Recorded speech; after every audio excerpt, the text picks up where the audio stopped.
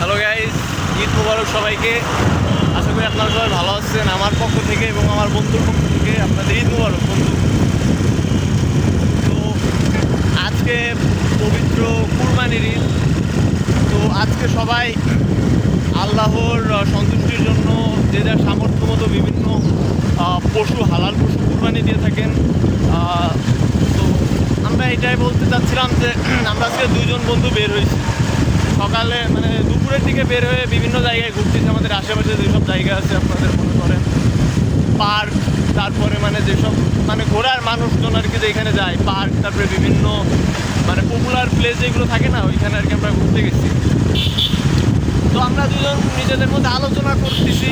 তো একটা জিনিস বুঝলাম যে এই কুরবানির ঈদে আপনার মানে আপনার গার্ডিয়ান যে থাকে, আপনার অভিভাবক, বাবা হোক, দাদা হোক, নানা হোক, কাকা হোক, মানে আপনার যে আর কি থাকবে, তো সে যদি কুরবানি না দেয়, তো তখন আপনার বয়স যদি 18 থেকে মানে আপনি যদি মানে অ্যাডাল্ট হয়ে থাকেন, তো কী বলে সাবলম্বন হবো, তো মানে আপনার বয়স যদি কত 16, মানে ছোটো মানুষদেরও কষ্ট লাগে, বাট 16 থেকে আপনার 20-21-এর মধ্যে এরা হলো একটু মানে যদি নিজের কাছে খারাপ লাগে, বুঝছেন, মানে বাইরের ও কারোর কাছে। আপনি এখন যদি কেউ যদি ছোটো হয়, সে তার বাবা মার কাছে প্রশ্ন করতে পারতেছে যে আমাদের গরু বা আমাদের ছাগল কোথায়। কিন্তু আপনার বয়স যদি 16 বা 21 এরকম মানে এটার মধ্যে হয়ে থাকে, তো আপনার নিজের কষ্টটা আপনি ফ্যামিলির কাছে শুনতেও পারতেছেন না। মানে আপনি বুঝতেছেন যে না, নিশ্চয়ই বাবার বা দাদা নানার কোনো সমস্যা আছে যার কারণে তারা গরুটা কিনতেছে না। আপনি কোনো প্রশ্ন করতে পারতেছেন না যে কেন কিনতেছো না, বা কী সমস্যা, বা কেন প্রেশার এরকম কোনো দিতে পারতেছেন না।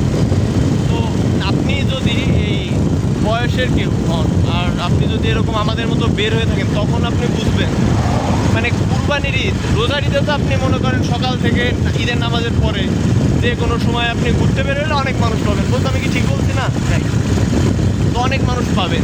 কিন্তু আপনি যদি এই কুরবানির ঈদে কিন্তু ঈদের দিন বিশেষ করে বেশি একটা মানুষ বের হয় না, বের হলেও আপনার বিকালের পরে বের হয়।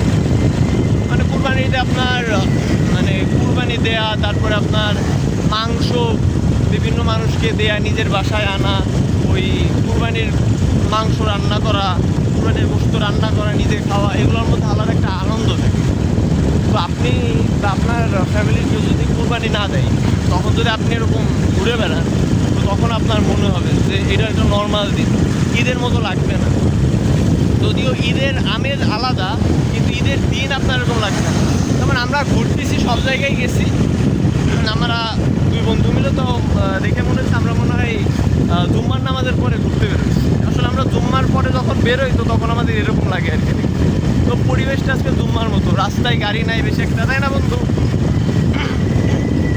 তারপর আপনার আমরা যেসব প্লেসে আর কি গেছি, ওইখানেও বেশি একটা লোক নাই, রাস্তাও দেখা যাচ্ছে না। বাট আমরা যখন ভিতরে এলাকার ভিতরে ঢুকছি, বিভিন্ন এলাকার ভিতরে, তখন থেকে এবার বাসার সামনের লোকজন মানে তারা বিভিন্ন কাজ করতেছে, যেমন আপনার গোশত কাটা, তারপরে আপনার গোশত বিভিন্ন মানুষকে দেয়া, বাসায় নিয়ে যাওয়া, মানে ভাগ বটরা এগুলো করতেছে।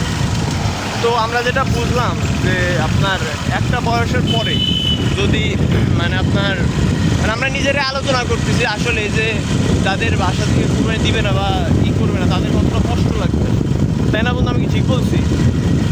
তো মানে এইটাই আমরা আসলে বলতে চাচ্ছিলাম, আমাদের নিজেরা আলোচনা করে তো আপনাদের কাছে এটা শেয়ার করলাম। বন্ধু, তুমি কিছু বলবা? মেন কথা হলো যে কুরবানির ঈদটা জুম্মার মতো মনে হইলেও সন্ধ্যা কিংবা আছরের পর থেকে মনে হয় যে লিগার ঈদ, কারণ সবাই কাজকর্ম করে, তার কুরবানির মাংস সবাইকে বিলিয়ে দিতে হয়, সেজন্য একটু দেরি হয়। এজন্য মানে ওরকম মনে হয়, বাট আছরের পর থেকে সবাই ফ্রি হয়ে যায়, সবাই ঘুরতে বেরোয়, পার্ক টার্ক সব ভরে যায়। কিন্তু মেন কথা হলো যে এই কুরবানির ঈদে আসরের আজান পর্যন্ত হয়তো সবাই কাজকর্ম করে, এই জন্য রাস্তাঘাটে মানুষজন থাকে না।